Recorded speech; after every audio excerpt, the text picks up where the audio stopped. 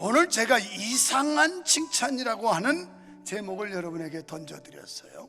내용인죠, 부자가 있었고 그리고 부잣집의 살림을 도맡아 하는 청지기가 있었습니다. 근데 부자가 듣지 않으니까 이 청지기가 자기 재산을 허비한다는 얘기를 들어요. 그래서 그 청지기에게 전가를 보냅니다. 네가 내 재산을 허비한다며 이제 더 이상 너는 안 되겠다, 너 해고, 이랬어요. 그래서 급하게 꾀를 짜는 게 뭐냐면, 이 빚진 사람들을 불러들여야겠다. 그러면서 그들에게 자기 임의로 탕감을 해줍니다. 그래서 어떤 사람은 50%, 어떤 사람은 20% 탕감을 해줘요. 기분 좋게.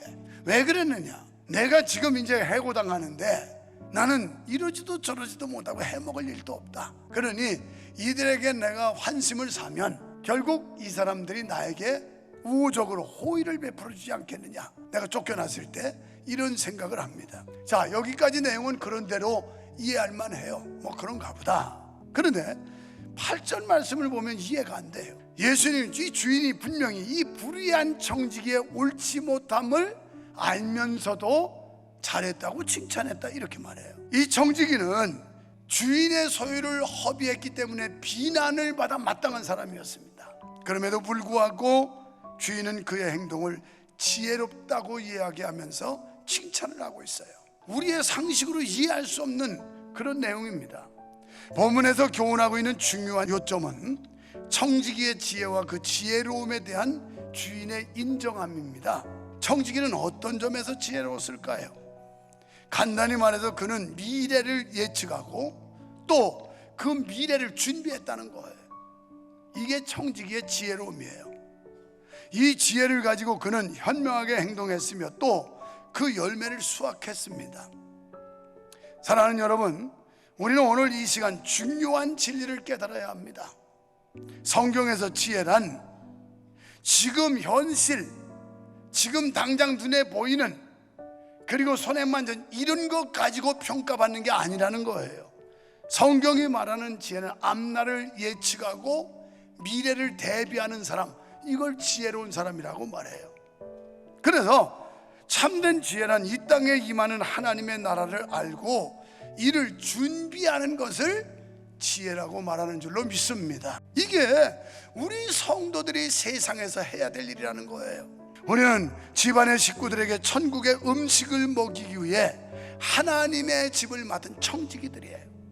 지금 아직까지도 여러분 집안에 하나님의 음식을 만들어 먹여야 되는데도 불구하고 그 음식을 먹이지 못하고 있다면 여러분은 가정의 청지기 직무를 다 못하고 있는 거예요. 헨리 헌이라고 하는 크리스찬 저자가 이렇게 말했어요.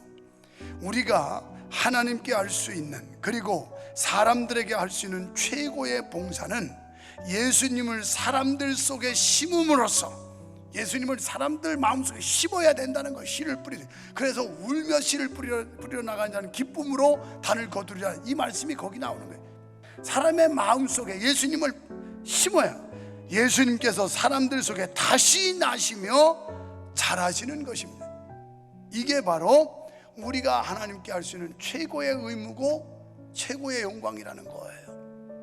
하나님의 관심은 잃어버린 한 영혼에 있음을 믿습니다. 이것을 위해 예수님께서 죽으셨어요. 여기 있는 모든 성도가 영혼 구원에 쓰임 받으십시오. 하나님이 가장 기뻐하는 일, 죽어가는 영혼, 죄인 하나가 주께로 돌아오는 일, 이보다 하나님께 더 큰 영광을 돌리는 길이 없다는 거 명심하시고, 이제 우리는 저 죄악 가운데 죽어가는 많은 영혼들에게 눈길을 돌려야 합니다. 관심을 돌려야 합니다. 그대로 그 죄인들이 주님을 만나서 의롭게 되고 주님의 자녀되는 일을 위해서 우리 모두가 충성되게 나설 때 바로 주님이 우리를 칭찬하시는 아름다운 성도가 될 줄 믿습니다.